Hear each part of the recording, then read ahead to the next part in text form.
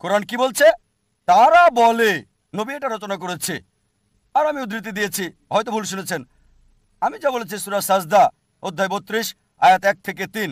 তারা বলে নবী এটা রচনা করেছে। তাদেরকে বলো না, এটা সর্বশক্তিমান ঈশ্বরের কাছ থেকে, এটা সর্বশক্তিমান আল্লাহর কথা। যদি নবী লিখতেন আপনার কথা আমি মানতাম। এটা বিশুদ্ধ মত অনুযায়ী আলী রাদিয়াল্লাহু তাআলা বর্ণনা করেছেন যে যখন আল্লাহ সুবহানাহু ওয়া তাআলা নবী করিম সাল্লাল্লাহু আলাইহি ওয়াসাল্লামের প্রতি সর্বপ্রথম ওহী নাযিল করলেন, তিনি কিছুটা ভীত সন্ত্রস্ত হয়ে পড়লেন। একবার তাকে ডাক দেওয়া হলো, জিবরিল ডাক দিলেন, ইয়া মুহাম্মদ, হে মুহাম্মদ বলে। তিনি কিছুটা আতঙ্কগ্রস্ত হয়ে দৌড় দিলেন। তখন ওয়ারাকা ইবনে নওফল, নবী সাল্লাল্লাহু আলাইহি ওয়াসাল্লামের কোরআন নাজিলের শুরুর দিকে যিনি অত্যন্ত পরম হিতাকাঙ্ক্ষী হিসাবে ইতিহাসে যার স্বর্ণাক্ষরে নাম লেখা আছে, তিনি তখন মুহাম্মদ সাল্লাল্লাহু আলাইহি ওয়াসাল্লামকে বললেন যে তুমি দৌড়াবে না, বরং তোমাকে যে ডাক দেওয়া হচ্ছে আল্লাহ তাআলার পক্ষ থেকে ডাক, ফেরেশতার ডাক, তুমি শোনার চেষ্টা করবে। তখন সে ডাকে বলা হলো, কুল আশহাদু আল্লা ইলাহা ইল্লাল্লাহ ওয়া আশহাদু আন্না মুহাম্মাদুর রাসূলুল্লাহ, হে মুহাম্মদ বলুন আল্লাহ ছাড়া সত্যিকার কোনো মাবুদ নাই, আর মুহাম্মদ আল্লাহর পক্ষ থেকে প্রেরিত রাসূল। এবং এরপরই জিবরিল বললেন, কুল আলহামদুলিল্লাহি রাব্বিল আলামিন থেকে নিয়ে একেবারে শেষ পর্যন্ত। অর্থাৎ এটা হলো সূরাতুল ফাতিহা নাযিল হওয়ার প্রেক্ষাপট। এটাকে আপনি হযরত যায়েনব তিনি বলেন শয়তানের মুখে কোরআনের বাণী। তাইলে মহানবী, এখনো তুমি দেখো মহানবী নূর না মাটি, এইটার দলিল মহানবীর কোরআন থেকেই দিতে আছে। তাহলে মহানবীর বিরুদ্ধে মহানবীর কোরআনই প্রয়োগ করে। আচ্ছা, এটার দলিল হাদিস থেকে দিতে আছে, মহানবীর হাদিস মহানবীর বিরুদ্ধে ব্যবহার করে। আচ্ছা, মহানবী ইলমে গায়েব জানে না? জানে না। এই মবিয়ার সেলারা, এই ইয়াজিদের বংশরা কি করে? মহানবীর কোরআনই মহানবীর বিরুদ্ধে খাটায়। কোরআন তো মহানবীর বাণী, কোরআনে নিজে আল্লাহ কয়ে দিছে, ইন্নাহু লাকাউলুন রাসূলিন কারীম, নিঃসন্দেহে এই কোরআন হচ্ছে সম্মানিত রসুলের বাণী। তাই সম্মানিত রসুলের বাণীকে সম্মানিত রসুলের এবং রসুলের বংশের বিরুদ্ধেই প্রয়োগ করা হচ্ছে, হয় না? রসুল হায়াতুন নবী না কি, রসুল দরুদে হাজির না নাজির, রসুল ইলমে গায়েব জানে না, এই কথা আল্লাহ কোরআনে কোন হানে কইছে? আল্লাহ রসুল যে ইলমে গায়েব জানে না, এই কথাটা কোরআনে কই কইছে? আরে কোরআন নিজেই তো ইলমে গায়েব, কোরআনই ইলমে গায়েব। এই ইলমে গায়েব পুরাটাই তো রসুলের ঠোঁট দিয়ে বাইরে হয়েছে। আল কোরআন রসুলের জবান দিয়ে বের হয়েছে না, ঠোঁট দিয়ে বের হয়েছে না? কিন্তু ইমাম গাজ্জালি তিনি রু নফসের পার্থক্যটা এই জগতের মানুষের জন্য করে দিয়ে যান নাই। আমি কিন্তু বলি নাই তিনি বুঝেন নাই, তিনি জানেন না, এটা বলি নাই, বলছি কইরা দিয়া যায় নাই।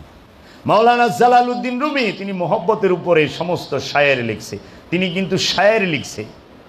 মাওলানা রুম সে প্রেমের উপরে, মহব্বত উপরে, ইশকি মহব্বত কি সেটার উপরে, কিন্তু তিনি রু নফসের পার্থক্য বলে নাই, তিনি ফেরেশতার পরিচয় দেন নাই, তিনি মানব জাতিকে এই রসুলের এবং নবীর যে পার্থক্য সেইটা দিয়া যান নাই। আল্লামা ইকবাল তিনি খুদি এবং ইগো এই বিষয়ে খুব লেখা লিখছেন, কিন্তু রু নফসের পার্থক্য একমাত্র বাবা জাহাঙ্গীর জগতের বুকে জগতের মানুষের জন্য কইরা দিছে কোরআন থেকে। এটা সুরেশ্বরী বাবার শান, যে দেখ সুরেশ্বরীর চেরাগকে, বাবা সুরেশ্বরীর ঘরে এইরকম ফুল, সুরেশ্বরীর বাগানে এইরকম ফুল, দয়াল বাবা জাহাঙ্গীর। বাবা জাহাঙ্গীর নবী রসুলের পার্থক্য কইরা দিছে। সবাই বলছে রসুল বড় নবী ছোট, কিন্তু বাবা জাহাঙ্গীর কোরআন থেকে দেখায় দিছে নবী বড়, রসুল নবীর থেকে নিচের দরজার। কারণ নবীকে কেন্দ্র করে রসুল ফানা হয়।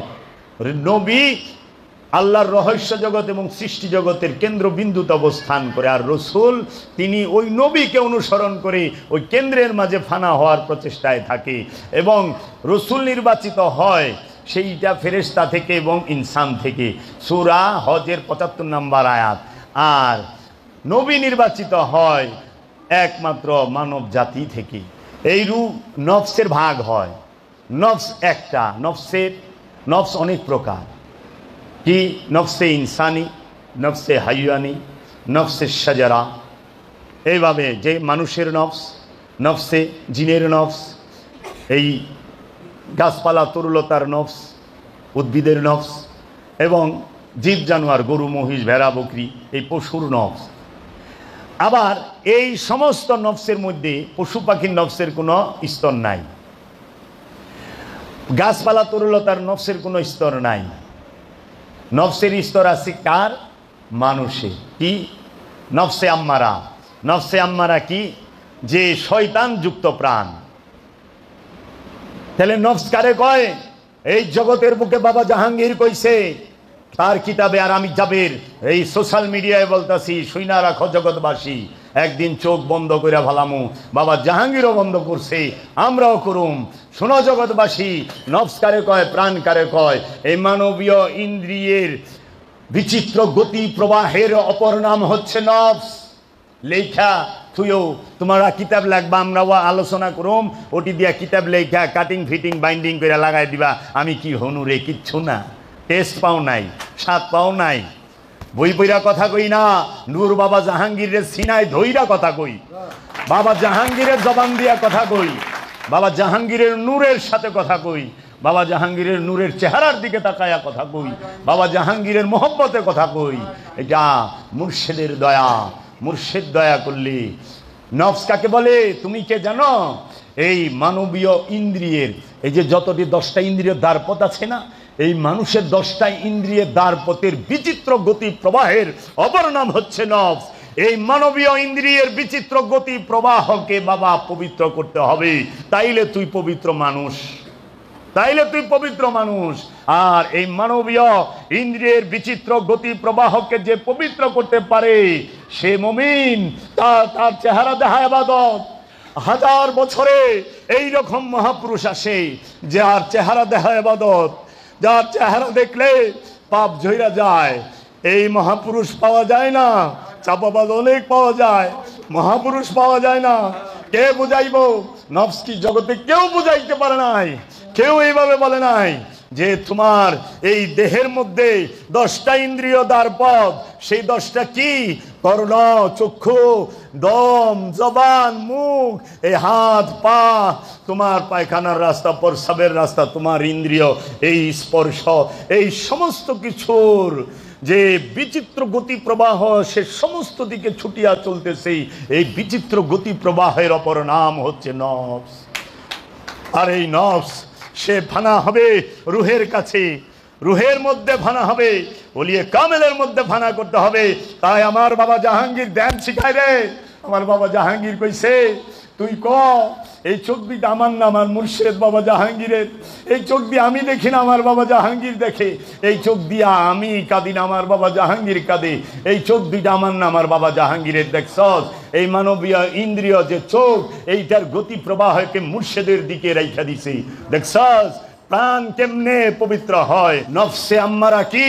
এই সকল ইন্দ্রিয় যখন কামনা যুক্ত থাকে, তোমার চোখ দুইটা কামনা যুক্ত, তোমার কান দুটো কামনা যুক্ত, তোমার জবানটা কামনা যুক্ত, তোমার নিঃশ্বাস প্রশ্বাস কামনা যুক্ত, তোমার হাত দুইটা কামনা যুক্ত, তোমার পা দুটো কামনা যুক্ত, তোমার যৌন অঙ্গ লিঙ্গটা কামনা যুক্ত, তোমার পায়খানার রাস্তা কামনা যুক্ত, তোমার ইন্দ্রিয় অনুভূতি কামনা যুক্ত।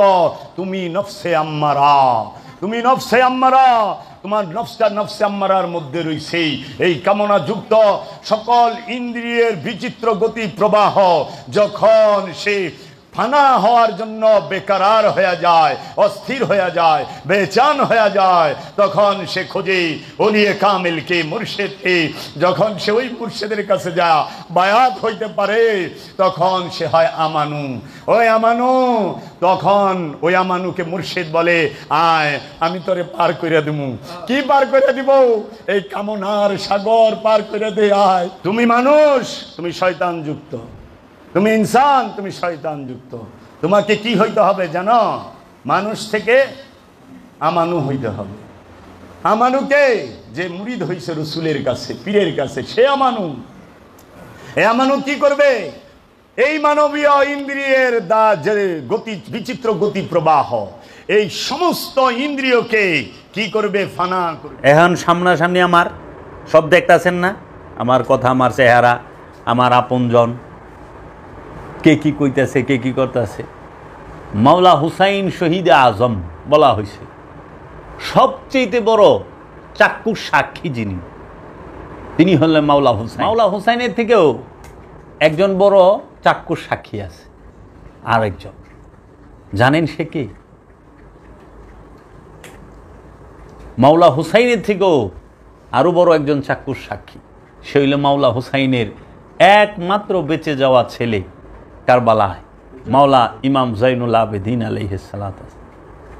মাওলা হুসাইন সবাই শাহাদাত হইতে দেখছে, চাক্ষুষ চশমদিদ গাওয়া, কিন্তু মাওলা হুসাইনের শাহাদাতের সাক্ষীটা, সবার সাক্ষী তো মাওলা হুসাইন দিবে, কিন্তু মাওলা হুসাইনের শাহাদাতের সাক্ষীটা কে দিবে?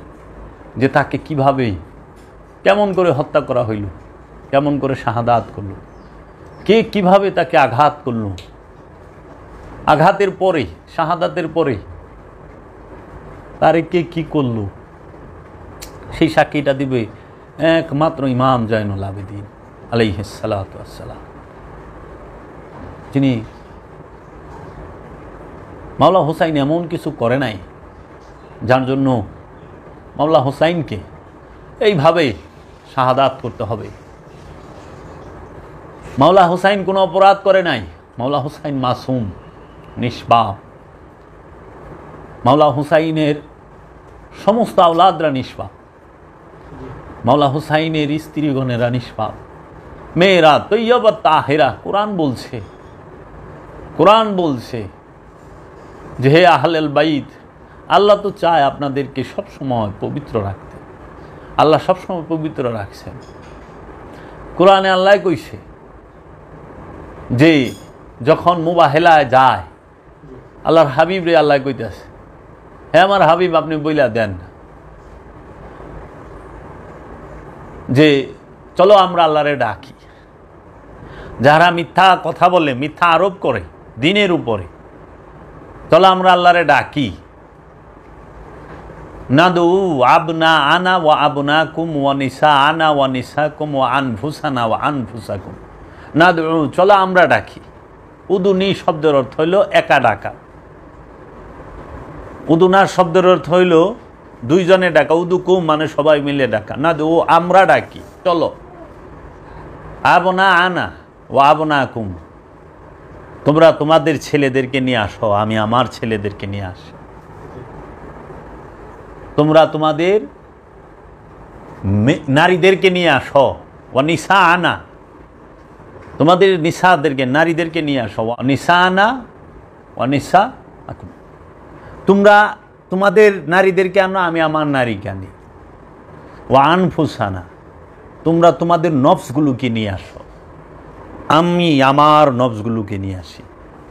খেয়াল করতে হবে খুব পয়েন্ট এখানে। আল্লাহর হাবিব কি বললো এখানে? তোমরা তোমাদের ছেলেদেরকে নিয়ে আসো, আমি আমার ছেলেদেরকে নিয়ে আসি।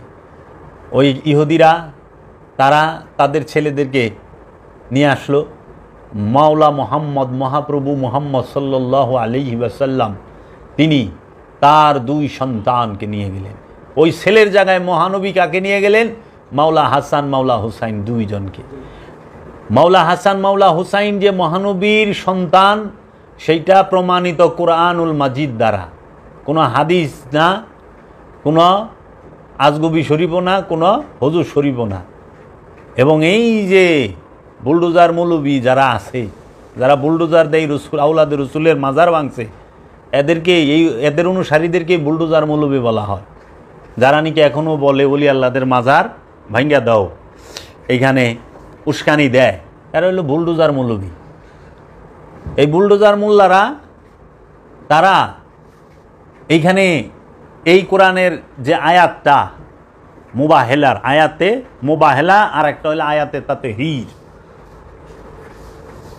তো এই আয়াতে মুবাহেলা যদি খেয়াল করে, মুবাহেলার আয়াতে আল্লাহর রসুল তার দুই ছেলের স্থানে মাওলা হাসান, মাওলা হুসাইনকে নিল।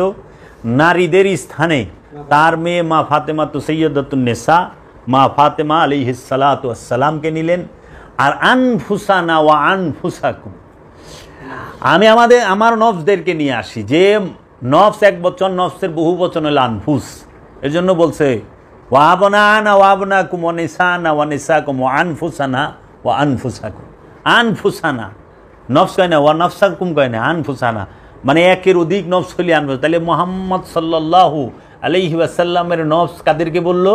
এই চারজনকে।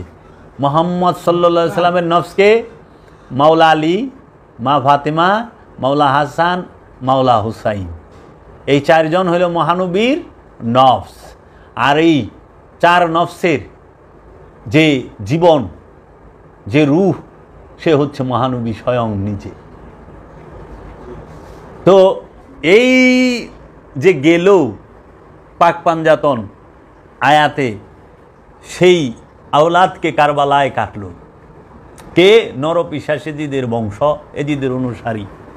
তারাও মুসলমানই ছিল, নামের মুসলমান ছিল, মুনাফেক মুসলমান ছিল। তারা আনুষ্ঠানিক আবাদত কোনোটা কম করে নাই। তারা নামাজ রোজা পাগড়ি টাগরি সব পিনছে, তাদের দাড়িও ছিল, তারা কোরআন হেফজ ছিল, হাফেজ ছিল।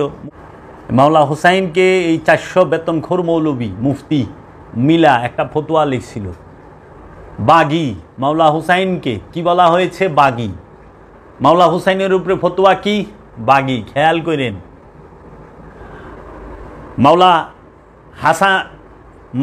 মুহাম্মদ সাল্লাল্লাহু আলাইহি সাল্লামকে কাফেরেরা কি বলছে? জাদুগির। নাউজুবিল্লাহি মিন যালিক। কোরআন এটা তো স্পষ্ট জাদু, তুমি তো জাদু দেখাচ্ছ। আবু জাহেল কয় নাই? আচ্ছা, মহানবীর রে কাফেরেরা টাইটেল দিছে কি? জাদুগির। নাউজুবিল্লাহ। মাওলা আলীকে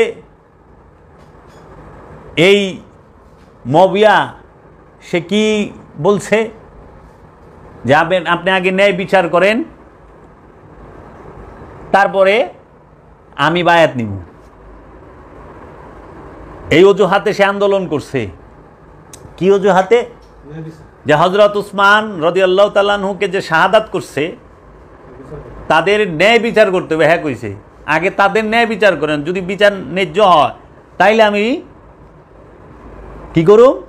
বায়াত নিব। দেখান এই যে কথাটা কইল, মাওলা আলী ন্যায় বিচার, মাওলা আলী কি অন্যায় বিচার করে? মাওলা আলীর উপরে যার বিশ্বাস নাই তার কি রসুলের উপরে বিশ্বাস আছে? নাই। কারণ রসুলের ভাইকে মাওলা আলী। রসুল কাকে বলছে? মান কুনতু মাওলাহু ফাহাজা আলিউন মাওলাহু। তাহলে রসুলের মাওলাকে মাওলা আলী, আর মাওলা আলীর মাওলাকে আল্লাহর রসুল মহানবী। তাহলে পরে আবার মাওলা আলীকে, মাওলা আলী হচ্ছে মা ফাতেমাতুজ জাহরা সৈয়দাতুন নেসার স্বামী। মাওলা আলীকে হাসান হুসাইন আলাইহিস সালাতু ওয়াস সালামের পিতা। মাওলা আলীকে মহানবী আলমদার, মহানবীর যে পতাকা ছিল লা ইলাহা ইল্লাল্লাহু মুহাম্মাদুর রাসূলুল্লাহ, এই পতাকা বাহী ছিল কে? মাওলা আলী। মহানবীর সেনাপতি ছিল মাওলা আলী। মহানবীর খলিফা মাওলা আলী। মহানবীর মাওলায়াত মাওলা আলী। মহানবীর কাঁধে উঠছে মাওলা আলী। মহানবীর কাঁধ মুবারকে দাঁড়াইছে মাওলা আলী আলাইহিস সালাতু ওয়াস সালাম। মহানবীর বিছানা মুবারকে শুইছে মাওলা আলী আলাইহিস সালাতু ওয়াস সালাম। মহানবী যাদের ঘরে খাবার দাবার খাইছে, লালিত পালিত হয়েছে, সেটা মাওলা আলীর ঘর। আর এই জগতের মধ্যে পরম আদরে পরম স্নেহে যে বড় হয়েছেন, লালন পালন হয়েছেন, সেটা হলো মাওলা আলী। কে লালন পালন করছে? সরকারে দো আলম মহানবী হযরত মুহাম্মদ সাল্লাল্লাহু আলাইহি সাল্লাম। পৃথিবীর বুকে যদি কাউকে, এই জগতে একজনকে মুহাম্মদ সাল্লাল্লাহু আলাইহি ওয়াসাল্লাম লালন পালন করে থাকেন, পরবারিশ করে থাকেন, সেটা মাওলা আলী। যাকে মুখে তুলায় খাওয়াইছে সেটা মাওলা আলী আলাইহিস সালাতু ওয়াস সালাম। মাওলা আলী আলাইহিস সালাতু ওয়াস সালাম জীবনভর মহানবীর হাতের খাবার খাইছে, মহানবীর বিছানায় শুইছে, মহানবীর সঙ্গ করছে। আরে মোল্লা, তুই যদি মাদ্রাসার মোল্লার লগে থেকে এত পরহেজগারস, আর আল্লাহর হাবিবের লগে যে সর্বক্ষণ থাকছে, আল্লাহর হাবিবের হাতের খানা খাইছে, আল্লাহর হাবিবের বিছানায় শুইছে, আল্লাহর হাবিবের সাথে উঠছে, আল্লাহর হাবিবের সাথে বসছে, আল্লাহর হাবিব যার রানের মধ্যে ঘুমাইছে, যার হাদিস শরীফে বলতেছে যার পায়ের রানের মধ্যে আল্লাহর হাবিব ঘুমায়া ছিল। আল্লাহর হাবিব মুরাকাবা মুশাহেদা করতে গেছে কোথায়? হেরা পর্বতে। সেইখানে মাওলা আলী ছিল পাহারাদার। তাইলে এই রকম যে যার শান, যার রুতবা, যার জলওয়া, সে কে? মাওলা আলী। এই মাওলা আলী আলাইহিস সালাতু ওয়াস সালাম, তিনার ফজিলত বইলা শেষ করন যাইব? সম্ভব? কোরআন নাজিল হইছে, সর্বপ্রথম সাক্ষী মাওলা আলী। মহানবী মেরাজ শরীফে গেছেন, সর্বপ্রথম সাক্ষী মাওলা আলী। মহানবীর চাদরের ভেতরে যে পাক পাঞ্জাতনের চাদর, যে চাদরে মহানবী তার বংশকে দেখাইছে, সেই চাদরের ভিতরে মাওলা আলী। মহানবীর জুব্বা মুবারক মাওলা আলীর হাতে। রবের তরফ থেকে মহানবীর কাছে যে জুলফিকার আসছে, যে সত্য এবং মিথ্যার ভঞ্জনকারী, সেই জুলফিকার মাওলা আলীর হাতে। মহানবীর তরবারি কার হাতে? মাওলা আলীর হাতে। মহানবীর আংটি মোবারক কার হাতে? মাওলা আলীর হাতে। মহানবীর যে পোশাক মোবারক, জামা মোবারক, সেটা কার হাতে? মাওলা আলী আলাইহিস সালাতু ওয়াস সালামের হাতে। তাহলে সমস্ত কিছু মাওলা আলীর হাতে। আর সবচেয়ে বড় যে মর্যাদা, জগতের বুকে আল্লাহর হাবিব একজনকে দেখে দাঁড়ায় গেছেন, যারে দেখলে আল্লাহর হাবিব হযরত মুহাম্মদ সাল্লাল্লাহু আলাইহি ওয়াসাল্লাম, মহাপ্রভু মুহাম্মদ সাল্লাল্লাহু আলাইহি ওয়াসাল্লাম দাঁড়িয়ে যেতেন। সেই মানুষটি কত মর্যাদাবান! সেই মানুষই হচ্ছে সাইয়্যিদাতুন নিসা মা ফাতেমাতুজ জাহরা আলাইহিস সালাতু ওয়াস সালাম। এই আম্মা জানকে, আম্মা জানের হাত দিল মাওলা আলীর হাতে। তাহলে মাওলা আলী কত কিমতি মহানবীর কাছে। সেই মাওলা আলী কে বলে ন্যায় বিচার করে। একদিন আল্লাহর হাবিব কইল হযরত আবু বকরে, যে আবু বকর, মনে করে একজনে অনেক গুনাহ করছে, অপরাধ করছে, ভুল, মানে একটা খুব অন্যায় কাজ করছে, তুমি কি করবা? তখন বলতেছেন যে ইয়া রাসূলুল্লাহ, আমি তাকে কঠিন থেকে কঠিনতর শাস্তি দেব। বলছে বসো। ওমর, তুমি দাঁড়াও। ইয়া রাসূলুল্লাহ, যদি দেখো কেউ অন্যায় করছে, অনেক পাপ করছে, করছে, তুমি তাকে কিভাবে এইটার ফয়সালা করবা? তবে ইয়া রাসূলুল্লাহ, আমি এমন শাস্তি দেব, একদম কতল করে আলাদা দেব। বলে তুমি বসো। মাওলা আলী আলাইহিস সালাতু ওয়াস সালামকে জিজ্ঞেস করছে, আলী তুমি কি করবা? তখন মহানবী বললেন, মাওলা আলী বললেন মহানবীকে, ইয়া রাসূলুল্লাহ, আমি তার উপরে একটা পর্দা ঢেলে দেব, পর্দা দিয়া দেব, তার ওই গুনাহগুলোর উপরে একটা পর্দা দেয়া দেব, ঢাইকা দেব, সে যেন আর ওইটা করতেই না পারে, সে যেন ভালো ছাড়ার কিছুই করতে না পারে। মাওলা আলীকে মহানবী তার মেরাজে জুব্বা মুবারক উপহার দিয়েছেন। রব্বুল আলামিন বলছিলেন, হে আমার হাবিব, এই জগতে আপনার কাছে যায় সবচেয়ে প্রিয়, যাকে আপনার ভালো লাগে, তাকে এই জামাটা আপনি উপহার দিয়েন। তখন সেই জামা কে পাইল? মহানবীর মেরাজ শরীফে যাওয়ার সময় যে জামা মুবারক পরিধান করেছিলেন, পিন্দা ছিল, সেই পরিহিত জামা কে পাইছে? সেটার উপহারটাও মাওলা আলী পাইছে। তাহলে মাওলা আলী মহানবীর জামা পাইল, মহানবীর কন্যা পাইল, মহানবীর মাওলায়াত পাইল, মহানবীর খেলাফত পাইল, মহানবীর এলেমের দরজা হইল, রহস্যের জ্ঞান সব মাওলা আলীর কাছে, সবই তো মাওলা আলীর কাছে। আবার পাক পাঞ্জাতন আইলো মাওলা আলী থেকে, মহানবীর বংশ সেটা শুরু হয়ে গেল মাওলা আলী থেকে। সেই মাওলা আলী রে মাইনাস কইরা যারা মবিয়া করেন, তারা কতখানি ইসলামের প্রেমিক, তারা কতখানি এতে জনগণই বিচার করব। মবিয়ার পরিচয় কি? মবিয়ার মা আরবে সেরা নর্তকী। মবিয়ার পরিচয় কি? মবিয়ার বাপে কাট্টা কাফের ছিল। মহানবীর বিরুদ্ধে ২৭টা যুদ্ধের নেতৃত্বে অগ্রভাগে ছিল এই আবু সুফিয়ান, মবিয়ার বাপে। আচ্ছা, মবিয়ার বাপে সে ছিল শরাবি, সে ছিল ফেসাদি, সে ছিল গিরিঙ্গিবাস। মক্কা বিজয়ে ৬৩০ সালে মহানবী মক্কা বিজয় করল। মক্কা বিজয়ের পরে সে শেষ কাতারের মুসলমান। মবিয়ার মার সুনাম কি? মবিয়ার মা মহানবীর আপন চাচার কাঁচা কলজা চাবা খাইছে। মবিয়ার মা হিন্দা, সে আসলে আরবের সেরা নর্তকী। এত অসম্ভব সুন্দরীর কারণে আরবের সব সর্দাররা হের উপরে মরতো, কাফের সর্দাররা।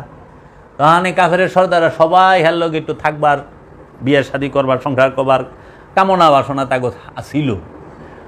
হঠাৎ করে উনি গর্ভবতী হয়ে যায় হিন্দায়। তখন বিচার খারায় যে এ যে গর্ভবতী হইল, এর বাপ কি?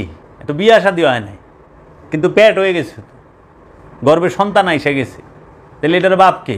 তখন আরবের অনেক সর্দার, এখানে তো খাসরা ছিল, বিশ্ব কুফফার না, এই কাফেরের দলেরা, এই গুন্ডার দলেরা কি করলো, দলের সর্দারেরা 5 সর্দার খাড়াই গেল 5 গোত্রের থেকে, ওর পেটে যে বাচ্চা ওইটা আমার, ও কয় ওর পেটে যে বাচ্চা এটা আমার, ও কয় মানে বাচ্চা হইলো একটা, বাপ খাড়াইছে 5টা, বিপদ না? মানে পেটে বাচ্চা হইলো একটা, তো বাপ তো একজন হইব, তো 5 বাপ খাড়াইলো কে? তখন এই যে সাল্লিশি বইল, দাবি করতেছে 5 জন, আহো, তখন এই সাল্লিশে বইয়া ওই মেয়ে যে যারে কইব যে আমার এর সন্তান ওইটাই গ্রহণ হবে, তখন কইল যে আমার পেটে হইল আবু সুফিয়ানের পোলা, এই যে মুআবিয়া আইল। হ্যাঁ, তো যারা নিকে তো কলমের দোহাই দেয় এরা কি নিকার সন্তান? যারা কলেমার দোহাই দেয়, এলাকা মাওলা আলী জিজ্ঞেস করছিল যে তোমাদের মধ্যে বিবাহের নিকার সন্তান কে আছো বলো, কারণ কোনো সাহাবী তো নিকার সন্তান ছিল না। মানে আগে যে পুরানো সাহাবায়ে কেরাম ছিল, আগে তো তারা কাফের ছিল, পরে মহানবীর কাছে কালেমা পইরা ঈমান আইনা মুসলমান হয়েছে, সাহাবের মর্যাদা পাইছে। তাহলে আগে তো কেউ, হযরত আবু বকর সিদ্দিকের বাপ মা তার কলমা পইরা বিয়া পড়ে নাই, বিয়া হয় নাই, হইছে? আবু বকর সিদ্দিকের বাপ মা সে বিবাহের, হযরত আবু বকর সিদ্দিকের বাবা মা তো বিবাহ করে তাদেরকে দেয় নাই, জন্ম দেয় নাই। তাই মাওলা আলী জিজ্ঞেস করছিল যে তোমরা কে আছা যে নিকার ঘরের সন্তান? আবু সুফিয়ান নিকার ঘরের না? আবু লাহাব নিকার ঘরের? আবু জাহেল নিকার ঘরের না? এরা কি নিকার ঘরের না? তোমরা কারা আছে নিকার ঘরের? কিন্তু আমি মাওলা আলী তো নিকাহার ঘরের। ইমাম আবু তালিব আলাইহিস সালাতু ওয়াস সালাম কে বিয়ে করাইছেন, মহানবীর দাদা মহানবীর চাচাকে বিবাহ করাইছেন, নিকাহ করাইছে, নিকার ঘরের সন্তান। তো কাজেই এই মুআবিয়া উনার ক্ষমতা আমলে মুসলিম জাহানের যে ভৌগোলিক সীমারেখা সেইটা অনেক প্রসার হয়েছে, বড় হয়েছে, এটা অস্বীকারের কিছু নাই। মুআবিয়ার আমলে বিভিন্ন দেশ প্রদেশ জয় করছে, তার রাজত্ব বড় করছে, এটা ঠিক আছে। কিন্তু মুআবিয়ার আমলে কি দিন প্রচার হয়েছে? যদি কেউ বলে যে দিন প্রচার হয়েছে, তাহলে যদি দিন প্রচার হয় সেটা কোন দিন, কেমন দিন, কার দিন? সে কোন দিন প্রচার করলো? দিনে মোহাম্মদী? সে কার দিন প্রচার করলো? মহানবীর দিন প্রচার করলো? কেমন দিন প্রচার করলো? সেই দিনটা কেমন? আবার সে কি প্রচার করলো? মসজিদ, তার ক্ষমতা আমলে 70,000 মসজিদ হয়, সে তৈরি করেন বিভিন্ন প্রদেশে, বিভিন্ন জায়গায়। সবচেয়ে বেশি মসজিদ ওই সময় তৈরি হয়, এবং ওই মসজিদগুলো সর্বপ্রথম মুআবিয়া বেতনভুক্ত ইমাম নিযুক্ত করেন, মসজিদ নিযুক্ত করেন বেতনভুক্ত, যেটা কোনো সাহাবায়ে কেরামও করেন নাই, মহানবীও করেন নাই। যে ইমাম সাহেব বেতন দিয়া মসজিদে তাদের কামি হইল নামাজ পড়ানো, বেতনের বিনিময়ে নামাজ পড়ানো এবং কোরআন হাদিস বলে এই ওয়াজ নসিহত, এইটা সর্বপ্রথম ফাউন্ডার, প্রতিষ্ঠাতা হলো মুআবিয়া, আবু সুফিয়ান ইবনে মুআবিয়া। এই মুআবিয়াই করে। এখন এই মুআবিয়া যখন এই তোমার গিয়া এই মসজিদগুলো তৈরি করে 70,000 মসজিদে ইমাম এবং মসজিদ নিয়োগ দেয় বেতন দিয়া, তখন সে রাজকীয় ফরমান জারি করে এবং উনি প্রথম মুসলমানদের ইসলামের মধ্যে রাজত্বের প্রথা চালু করেন। রাজতন্ত্র প্রতিষ্ঠিতা, রাজতন্ত্রের প্রতিষ্ঠাতা হইল মুআবিয়া। অন্য সব সাহাবায়রা হইল খেলাফত, খলিফা। আর মবিয়া হয়েছে খলিফা না রাজা, রাজতন্ত্রটাও প্রতিষ্ঠিত করে মবিয়া। এবং এই মবিয়াই সে মসজিদের ভিতরে এই বেতনভুক্ত তার যে কর্মচারী, যে ইমাম সাহেব, তাদেরকে দিয়া সে মহানবী এবং মহানবীর বংশ পাক পাঞ্জাতন আলে রসুলদেরকে, মাওলা আলীকে, মাওলা আলীর বংশকে অকথ্য ভাষায় গালিগালাজের প্রথা চালু করে, অকথ্য ভাষায়। এবং এইরকমও বলে না কোনো নবী আইছিল, না কোনো রসুল আইছে, আমরা স্রেফ আল্লাহ এবং আল্লাহর কোরআন মানি, এইরকম কথাও ওই আমলে রটানো হয়েছে, নাউজুবিল্লাহ। তাহলে এই সমস্ত কর্মগুলোর সম্পাদিত হইল এই মবিয়ার দ্বারা। মবিয়ার আমলেই সে জুমার নামাজের যে বিষয়টি সেটি খুবই করে, প্রচার প্রসার করে। এবং জুমার নামাজের যে খুতবা, এটা ছিল হইল পরে। এখন ওই গালিগালাজ শুই না অনেক সাহাবায়ে কেরাম দুঃখে চলে যায়, মসজিদে থাকে না, মানুষজন থাকে না যারা রসুল প্রেমিক, তাকে জোর করে শোনানোর লেগে সে খুতবা লয়ে এলো নামাজের আগে। আজও পর্যন্ত জুমার খুতবা হয় জুমার নামাজের আগে। এটা হলো প্রতিষ্ঠাতা মবিয়া, আমিরে মবিয়া যারে কয়। এই মবিয়াই সে খুতবার মধ্যে গালি দিত। খুতবার মধ্যে গালি দেওয়া, তা আবার মসজিদের ভিতরে। খেয়াল করো, গালিটা কই দিতেছেন? মসজিদের ভিতরে। গালিটা কে দিতেছে? ইমাম সাহেবে। গালিটা কারে দিতেছেন? আওলাদের রসুলরে। খেয়াল করেন, আওলাদের রসুলরে গালি দিতেছে মসজিদের ইমামে, আর খারাইছে কই? মসজিদে। তো মসজিদ আল্লাহর ঘর, ইমাম হইল সমস্ত মুসল্লির নেতা। তো ইমামই যদি গাইলায় তাহলে মুসল্লির হাল হইব কি? আবার এরাই হাদিস টুকাই না, হাদিস কইছে এরাই যে একটা গালি দিলে বলে 40 দিন পর্যন্ত ফেরেশতা থাকে না। তাহলে এক শুক্রবারে জুম্মার সময় যখন মৌলবী সাহেব গালি দিছে, তো কয় শুক্রবার ফেরেশতা আয় না মৌলবীর মুখে? এমনি তো 5 শুক্রবার আহে না, এরা প্রতি শুক্রবার এই গালিগুলো দিছে। তাহলে মসজিদের ভিতরে গালির প্রথা চালু হয় কার আমল থেকে? মবিয়ার আমল থেকে।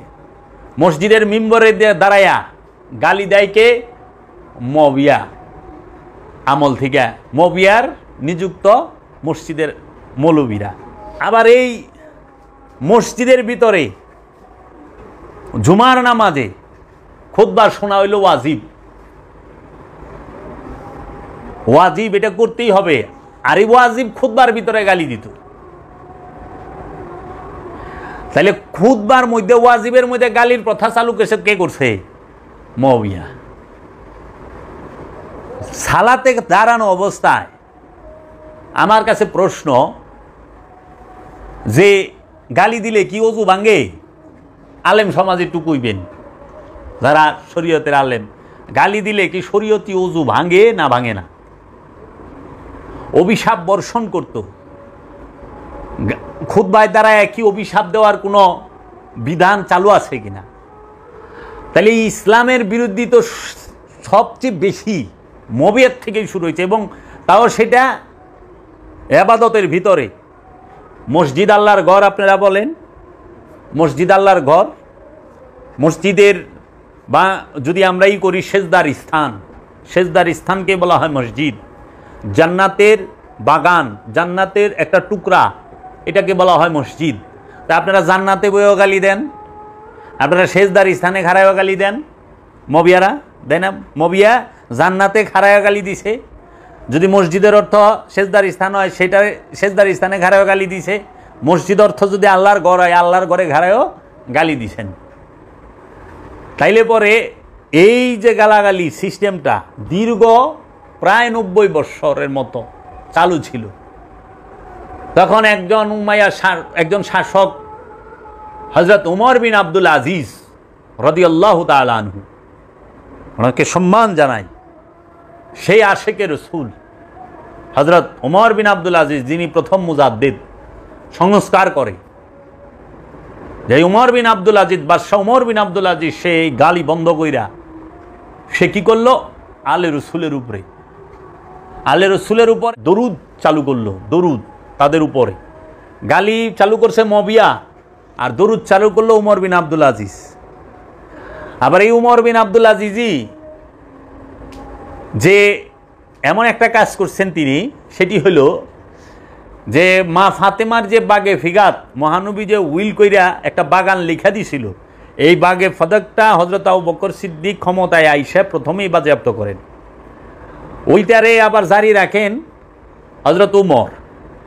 আবার এই হজরত উমরের তাও জারি রেখে দিল হজরত উসমান। পরে আবার কি করলো, এই হজরত উসমান তার মেয়ের জামাই মারওয়ান বিন হাকামকে, এই মারওয়ানকে হজরত উসমানের মেয়ে বিয়ে করছে মারওয়ান, এই মেয়ের জামাই রে দলিল করে উইল করে লিখা দিল এই বাগে ফিগাত। তাহলে আল্লাহ রসুলের কন্যার কাছে থাকলে না যায় হয়ে যাব, হারাম হয়ে যাব গা। হ্যাঁ, আর এই আবু জেহিলার পোলা, গিরগিটির পোলা, এই মারওয়ানের কাছে থাকলে যায় যাব, এটা কি শিখান।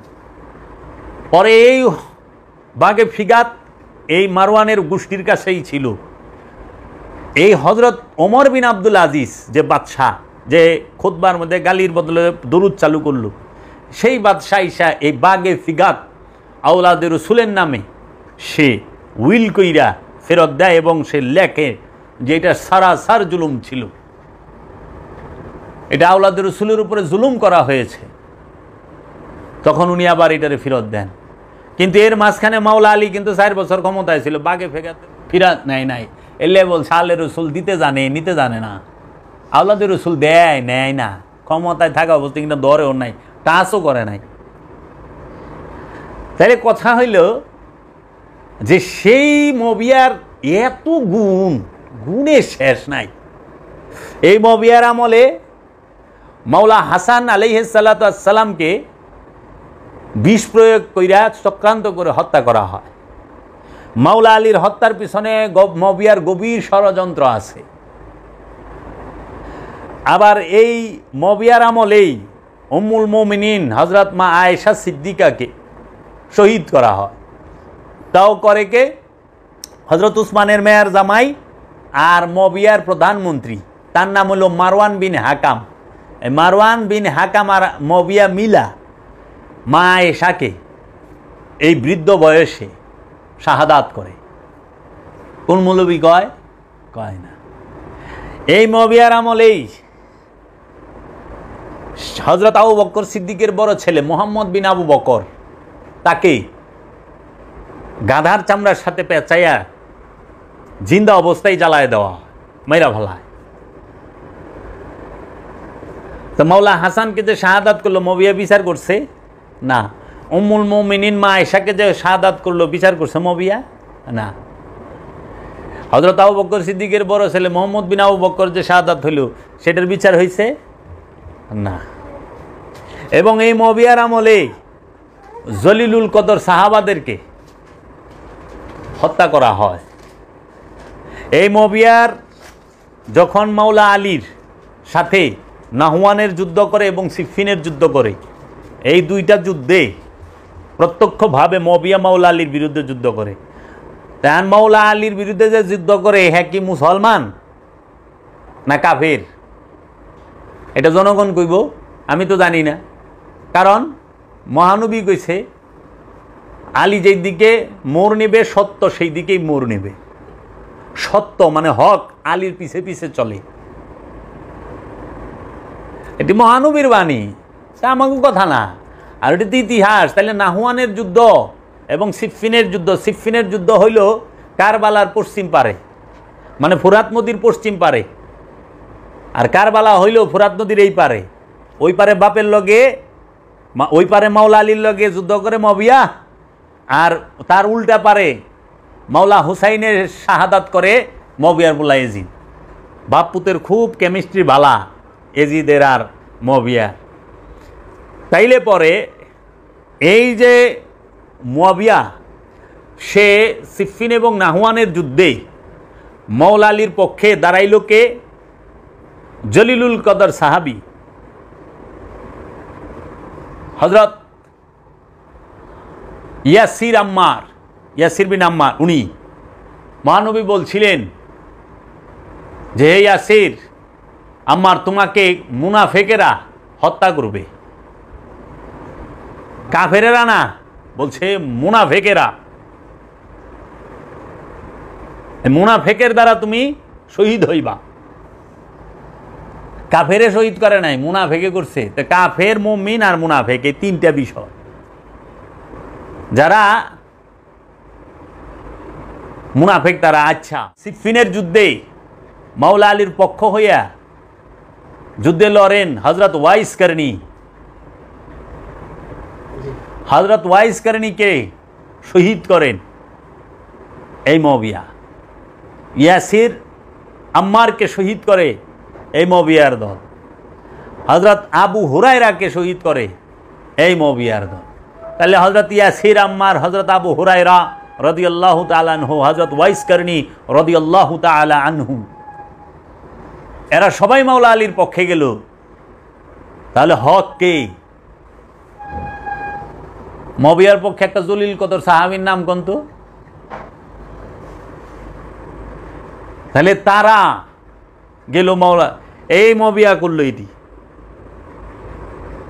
আবার কারবালা ঘটার যে নীল নকশাটা, নবী পরিবারকে সমূলে যে শহীদ করার, হত্যা করার নীল নকশাটা, সেইটা তো অঙ্কন করে থুয়া যায় মুআবিয়া, এবং ওইটাকে প্রতিষ্ঠিত করে থুয়া যায় মুআবিয়া।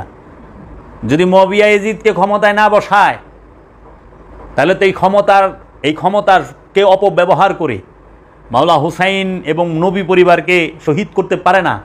কারণ নবী পরিবারকে শহীদ করতে যায়া উম্মতে মুসলিমার যারা নাকি গভর্নর ছিল, রাজা ছিল, এই রাজ শক্তিকে ব্যবহার করছে নবী পরিবারের বিরুদ্ধে। এই এলেমের শক্তিকে, জ্ঞানের শক্তিকে, আলেমদের শক্তিকে ব্যবহার করেছে মহানবীর বংশের বিরুদ্ধে, আলে রসুলের বিরুদ্ধে। এবং মহানবীর বংশের বিরুদ্ধে এই মুফতিদের যে বিদ্যার বহর, সেইটাও ব্যবহার করা হয়েছে। তাহলে ইয়াজিদ মহানবীর যে প্রতিষ্ঠিত যেই রাষ্ট্র, যেই রাজ্য, যেই শক্তি, সেই শক্তিকে ব্যবহার করছে মহানবীর বংশের বিরুদ্ধে, মহানবীর বংশকে কাটার জন্য। দেখো, মহানবীর প্রতিষ্ঠিত রাষ্ট্র, প্রতিষ্ঠিত যে মত, প্রতিষ্ঠিত যে পথ, প্রতিষ্ঠিত যে কোরআন, প্রতিষ্ঠিত যে হাদিসগুলো এবং রাজশক্তি, সেগুলো সবগুলোকে ব্যবহার করা হয়েছে মাওলা হুসাইনের শাহাদাতের বেলা। এর জন্য মাওলা হুসাইনের মাথা মুবারক যখন এজিদের সামনে নেয়, এজিদ এর পায়ের সামনে মাওলা হুসাইনের মাথা মুবারক রাখে, তখন সে কোরআনের একটা আয়াত পড়ে, আল্লাহ যাকে ইচ্ছা তাকে ক্ষমতায় বসান, যাকে ইচ্ছা তাকে ক্ষমতা থেকে সরায় দেন, যাকে অত ইজ্জু বান্তাসা অত জিল্লু বান্তাসা। আল্লাহ যাকে ইচ্ছা তাকে ইজ্জত দেন, যাহাকে ইচ্ছা তাহাকে বেজ্জতি করেন। তখন মাওলা আলীর মেয়ে মা হযরত জাইনব, তিনি বলেন শয়তানের মুখে কোরআনের বাণী। তাইলে মহানবী, এখনো তুমি দেখো মহানবী নূর না মাটি, এইটার দলিল মহানবীর কোরআন থেকেই দিতে আছে। তাহলে মহানবীর বিরুদ্ধে মহানবীর কোরআনই প্রয়োগ করে। আচ্ছা, এইটার দলিল হাদিস থেকে দিতে আছে, মহানবীর হাদিস মহানবীর বিরুদ্ধেই ব্যবহার করে। আচ্ছা, মহানবী ইলমে গায়েব জানে না? জানে না। এই মুআবিয়ার সেলারা, এই ইয়াজিদের বংশরা কি করে? মহানবীর কোরআনই মহানবীর বিরুদ্ধে খাটায়। কোরআন তো মহানবীর বাণী, কোরআনে নিজে আল্লাহ কয়ে দিছে, ইন্নাহু লাকাউলুন রাসূলিন কারীম, নিঃসন্দেহে এই কোরআন হচ্ছে সম্মানিত রসুলের বাণী। তাই সম্মানিত রসুলের বাণীকে সম্মানিত রসুলের এবং রসুলের বংশের বিরুদ্ধেই প্রয়োগ করা হচ্ছে, হয় না? রসুল হায়াতুন নবী না কি, রসুল দরুদে হাজির না নাজির, রসুল ইলমে গায়েব জানে না, এই কথা আল্লাহ কোরআনে কোন হানে কইছে? আল্লাহ রসুল যে এলমে গায়েব জানে না এই কথাটা কোরআনে কই কইছে। আরে কোরআন নিজেই তো এলমে গায়েব, কোরআনই এলমে গায়েব। তো এই এলমে গায়েব পুরাটাই তো রসুলের ঠোঁট দিয়ে বাইরেছে। আল কোরআন রসুলের জবান দিয়ে বের হয়েছে না, ঠোঁট দিয়ে বের হয়েছে না? তাহলে কোরআনই তো এলমে গায়েব। আবার এইটা যে কোরআন, এই কোরআনকে, কোরআন বলছে আমি কোরআন না, কোরআনকে তো পরিচয় করাই দিছে রসুলের হাদিসে। কারণ রসুলের জবান দিয়ে বলছে, যখন বলছে ইকরা বিসমি রব্বিকাল্লাযী খালাক খালাকাল ইনসানা মিন আলাক ইকরা ওয়া রাব্বুকাল আকরামাল্লাযী আল্লামা বিল কালাম, তখন ওই সময়কার মানুষের জিজ্ঞেস করে যে তুমি এগুলা কি কইতাছ, এইরকম কথা তো শুনি নাই, নতুন শুনতাছি, এই কথাগুলো তো অনেক সুন্দর, এটা কই পাইলা, এটা কিসের? তখন আল্লাহ রসুল বলল এটা কোরআন, এটা কোরআনের বাণী। এইটা যে কোরআন এবং এটা যে কোরআনের বাণী, এই কথাটা তো কোরআনে নাই, এটা আছে হাদিসে। প্রথম হাদিস, রসুলের কথা হইলে হাদিস, রসুলের বাণী হইলে হাদিস, হাদিস দিয়া কোরআনরে পরিচয় করাইল। মাথালারা বুঝবো আমি কি কইছি, যে হাদিস দিয়া কোরআনরে পরিচয় করাইল যে এটা কোরআন। মহানবী যদি ওই সময় না কইতো এটা কোরআন, কেমনে বুঝতা যে এটা কোরআনের বাণী? কোরআন চিনবারকে লাগে হাদিস লাগবো, আর আল্লাহ চিনবারকে লাগে রসুল লাগবো। রসুলের দাসত্ব ছাড়া আল্লাহ চিনবা না, আল্লাহ জানবা না, আল্লাহ পরিচয় পাইবা না, নিজেরে চিনবা না। এর জন্য হাদিসও মানতে হবে, কোরআনও মানতে হবে, রসুলও মানতে হবে, রব্বুল আলামিনও মানতে হবে, ওলি আল্লাহও মানতে হবে, এছাড়া উপায় নাই। তাহলে আজকে এই মবিয়ার গোষ্ঠীতে দেখো কারবালায় রসুলের সমস্ত ক্ষমতাই রসুলের বিরুদ্ধে প্রয়োগ করছে। তাই মাওলা হুসাইন নীরব থাকছে একটা কারণে, মাওলা হুসাইনকে শাহাদাত করব কার বাপের সাধ্য আছে, কোন শক্তির সাধ্য আছে? নাই। কিন্তু মাওলা হুসাইন যদি ওই সময় শাহাদাত না হয়, তাহলে তো এটা প্রমাণ করে দেখাই দিয়ে পারে না আমাকে চোখে আঙ্গুল দেয়া আমি অধম জাবেরের মতো। অধমকে এই চোখে ধরাই দিত না, সবাই দেখব না আমি যে কইছি, দেখো তো চিন্তা কইরা জীবন এইভাবে শুনছ কিনা, জীবন এইভাবে ভাবছ কিনা? যে মাওলা হুসাইন দেখাই দিল, দেখো আমার নানার প্রতিষ্ঠিত রাজত্ব, এই রাজ শক্তি, আমার নানার প্রতিষ্ঠিত যে রাষ্ট্র, যে রাজ্য, সেই রাজ্যের সেই রাষ্ট্রের সমস্ত শক্তি আমাদের বিরুদ্ধেই প্রয়োগ করা হচ্ছে। আমার নানা এবং আমার নানি, মাওলা হুসাইন দেখাই দিছে যে মাওলা হুসাইনের নানি সে কে? মা খাদিজাতুল কুবরা, যিনি সবচেয়ে বড় দাতা, যিনি ইসলামকে জিন্দা রাখছে, যিনি ইসলামের সবচেয়ে বড় মদদগার, দিনে পানা মা খাদিজাতুল কুবরা, যে তার সমস্ত সম্পদ দিয়া দিন, মোহাম্মদী দিনকে দাঁড় করিয়ে দিয়েছেন, প্রতিষ্ঠিত করিয়ে দিয়েছেন।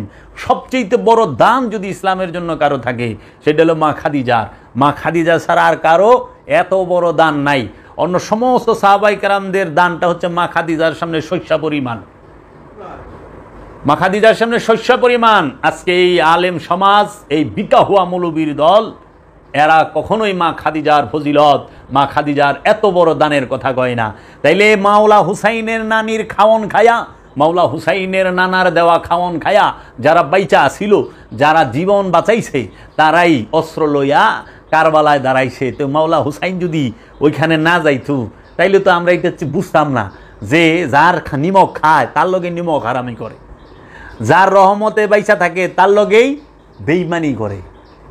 আচ্ছা যায় দেখ, মহানবীর কোরআন পইরা মহানবীর আওলাদের বিরুদ্ধে ওই সময় 400 মৌলবী মিলা ফতোয়া দিছে। ইমাম হুসাইন আলাইহিস সালাম বাগী, বাগী মানে রাষ্ট্রদ্রোহী, বাংলায় বলে আমরা রাষ্ট্রদ্রোহী। ওয়াজিবুল কদল এই ফতোয়াটা কই পাইছে? কোরআন পইরা। হেরা কোরআনটা কার? মাওলা হুসাইনের নানার। কোরআনটা কার? মাওলা হুসাইনের নানার, রসুল সাল্লাল্লাহু আলাইহি ইসলামের। কোরআন হচ্ছে আল্লাহর রসুলের রবের। আল্লাহ রসুল বলছে যে এই কোরআন নাজিল হয়েছে আমার রবের তরফ থেকে। আমার রব কইছে, তগ রব আর আমাদের রব কয় নাই। খেয়াল করে কোরআনের দিকে মিয়া, বলছে এই কোরআন নাজিল হয়েছে আমার রবের তরফ থেকে, মুহাম্মদ সাল্লাল্লাহু আলাইহি ওয়াসাল্লামের যিনি রব, তার রবের তরফ থেকে এই কোরআন নাজিল হয়। মুহাম্মদ সাল্লাল্লাহু আলাইহি ওয়াসাল্লামের রবের তরফের থেকে যে কোরআন নাজিল হয়েছে, সেই কোরআন প্রয়োগ করা হয়েছে মুহাম্মদ সাল্লাল্লাহু আলাইহি ওয়াসাল্লামের নাতিকে, তার বংশকে শাহাদাত করার জন্য, শহীদ করার সময়। এবং ওইখানেই, ওই কারবালার মাঠেই মুহাম্মদ সাল্লাল্লাহু আলাইহি ওয়াসাল্লামের রবের দেওয়া কোরআন, মুহাম্মদ সাল্লাল্লাহু আলাইহি ওয়াসাল্লামের দেওয়া কোরআন পাঠ করা হয়েছে কারবালায়। তাহারা মুহাম্মদ সাল্লাল্লাহু আলাইহি ওয়াসাল্লামের দেওয়া সালাত ওইখানে আদায় করে, কিন্তু ওই সালাত পড়ে মুহাম্মদ সাল্লাল্লাহু আলাইহি ওয়াসাল্লামের নাতি এবং বংশের কল্লা কাটে। তাহলে তারা কেমন সাহাবী আর তারা কেমন মুসলমান এই মবিয়া, এই এজিদের সময়। আবার দেখো কেমনে ব্যবহার হয়। মুহাম্মদ সাল্লাল্লাহু আলাইহি ওয়াসাল্লাম যে কোরআন দিছে, সেই কোরআন সেইটা পাঠ করে কি ইহদিনাস সিরাতাল মুস্তাকিম, আমরা সূরা ফাতিহা পড়ি না নামাজের সময়, ইহদিনাস সিরাতাল মুস্তাকিম, হে আল্লাহ আমাদেরকে সিরাতাল মুস্তাকিম দান করেন, মানে একমাত্র সঠিক পথ দান করেন। আল্লাহ বলছে সিরাতাল মুস্তাকিমকে, হে আমার হাবিব আপনিই হচ্ছেন সিরাতাল মুস্তাকিম। সিরাতাল মুস্তাকিমকে সমস্ত নবী রসুলগণ, আলে রসুলগণ, আওলাদে রসুলগণ, তো মাওলা হুসাইন তো নিজেই সিরাতাল মুস্তাকিম। তাহলে ওরা নামাজে খাড়ায় যে সিরাতাল মুস্তাকিম পইরা সিরাতাল মুস্তাকিমদের কল্লা কাটলো। তাইলে এই যে কোরআনকে কোরআনের বিরুদ্ধে দাঁড় করানো, এই প্রথাকে চালু করলো মুআবিয়া। আচ্ছা, সারা ওয়ার্ল্ডের মধ্যে রাজনৈতিক পরিস্থিতিতে কোরআনকে ব্যবহার কে করলো, কোরআন দিয়া রাজনীতি কে করে, সেটা হলো মুআবিয়া। সিফিনের যুদ্ধে বল্লমের আগায় কোরআন বাইন্দা দেয়। তাহলে সর্বপ্রথম যুদ্ধে কোরআনের দোহাই দেয় মুআবিয়া, কোরআন ব্যবহার করে মুআবিয়া, রাজনীতি করে কোরআন লয়া মুআবিয়া। এর লেগে মুআবিয়ার দোসর যারা, তারা হইলো কোরআন লয়া রাজনীতি করে, রাজনীতির সময় কোরআনকে ব্যবহার করে, রাজনীতির সময় এই দাড়ি টুপি লেবাসকে ব্যবহার করে, রাজনীতির সময় মহানবীর নামকে ব্যবহার করে। তুমি দেখো কারবালায় তাকায়া, তারা কি মাওলা হুসাইনকে শাহাদাত করতে সময় মুহাম্মদ সাল্লাল্লাহু আলাইহি ওয়াসাল্লামের লেবাস ব্যবহার করে নাই? তারা কি কারবালায় শাহাদাতের সময় মুহাম্মদ সাল্লাল্লাহু আলাইহি ওয়াসাল্লামের যে ইবাদতের সিস্টেম সেটা ফলো করে নাই? করছে তো। তারা কি মুহাম্মদ সাল্লাল্লাহু আলাইহি ওয়াসাল্লামের দেওয়া কোরআন ওইখানে তেলাওয়াত করে নাই? করছে তো। তাহলে এই অসতের দলেই আল্লাহর রসুলের বিরুদ্ধে আল্লাহর রসুলের কোরআনকে ব্যবহার করে, আল্লাহর রসুলের বিরুদ্ধে আল্লাহর রসুলের হাদিসকে ব্যবহার করে, আল্লাহর রসুলের বংশের বিরুদ্ধে আল্লাহর রসুলের বিরুদ্ধে আল্লাহর রসুলের দেওয়া কোরআন এবং হাদিসকে ব্যবহার করে তাদের নিজের ফায়দা লুটে তারা ক্ষমতায় বসে, তারা নিজের ক্ষমতাকে পুক্ত করে। আজকে সেই ধারাকে, এর জন্য আমি দুঃখ করিয়া কইলাম, আজ পর্যন্ত আমার কেউ জিগাইল না যে এই ওয়াহাবি মৌলবী, এই ওয়াহাবি সালাফি খারিজি মৌলবীরা খালি মবিয়া করে কে? ওরা মবিয়ারা তো জিকির করে, কারণ আপনারা যারা ওলি আল্লাহ প্রেমিক তারা মাওলা আলী ইয়ালি করেন কে, ইয়া খাজা করেন কে? ওলি আল্লাহর গুণগান আপনারা করেন, ওরা খালি মবিয়ার। তাহলে সমস্যাটা কোথায়? তো কই বাবা যে যার পিঠ বাছায়। আমরা ওলি আল্লাহর অনুসারী যারা, তারা মুক্তি পাইতে চায়, খান্নাসরূপী শয়তান হতে নফসকে মুক্ত করতে চায়। যাহারা খান্নাসরূপী শয়তান হতে নফসকে মুক্ত করতে চায় তাহারা অবশ্যই ওলি আল্লাহর কাছে সহবতে যেতে হবে, আলি করতে হবে, ওলি করতে হবে। তখন তারা এই ওলি আল্লাহদের মোরাকাবা মুশাহেদা ধ্যান, ওলি আল্লাহদের সাথে সালাত প্রতিষ্ঠিত করলে, নবী রসুলের সাথে সালাত প্রতিষ্ঠিত করলে খান্নাস মুক্ত হবে। এর জন্য ওলি আল্লাহর প্রেমিক যারা, তারা ওলি করে, আলি করে। কারণ জান্নাতের মালিক মাওলা মুহাম্মদ সাল্লাল্লাহু আলাইহি ওয়াসাল্লাম, মহাপ্রভু মুহাম্মদ সাল্লাল্লাহু আলাইহি ওয়াসাল্লাম, জান্নাতের সর্দার মাওলা হাসান মাওলা হুসাইন আলাইহিস সালাতু ওয়াসসালাম, জান্নাতের সর্দারিনী মা ফাতেমাতুজ জাহরা, হাউজে কাউসারের মালিক মহানবী সাকিয়ে কাউসার মাওলা আলী।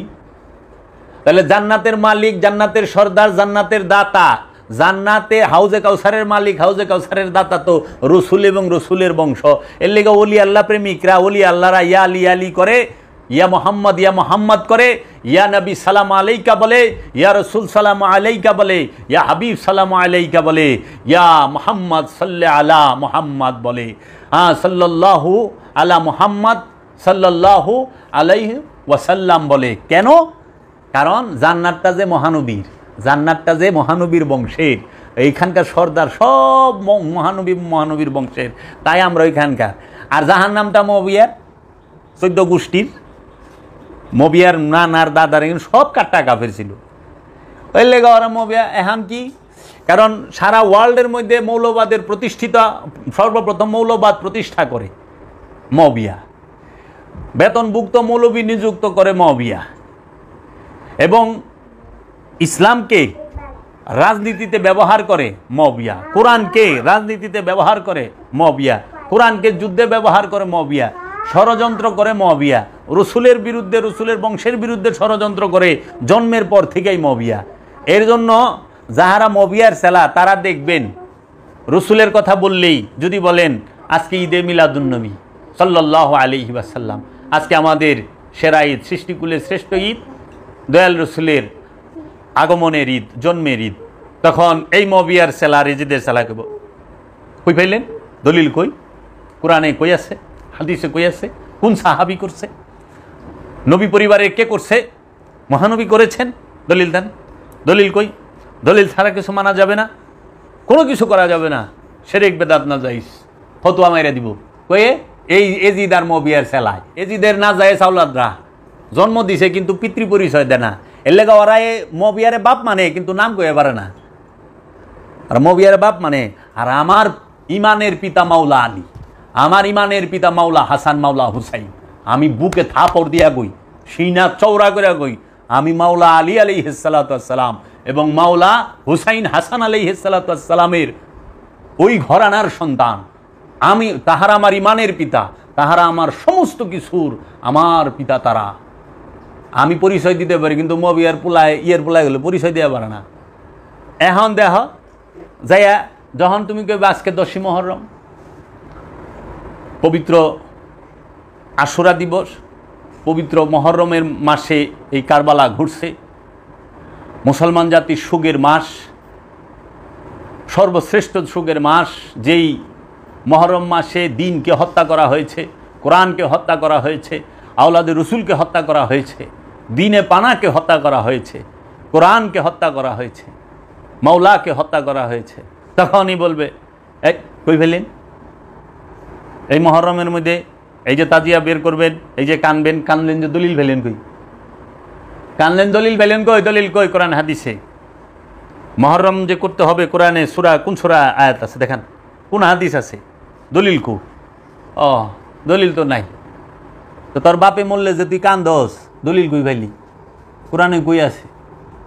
মোল্লার বউ মরলে কান্দন লাগবো কু? তুই রাস্তাঘাটে দেখিস একটা মোল্লায় যদি রিক্সায়, ও হাবি আর কি, শুনির কথা কই না, রিক্সা যদি উঠে বউটার এমনি করে ধরে রাখে, রিক্সার মধ্যেও ভালোবাসা, অন্য করলে হইলে হারাম না যাইস, ঘরে মা বোন নাই কিন্তু হেরা করলে সব যাইস।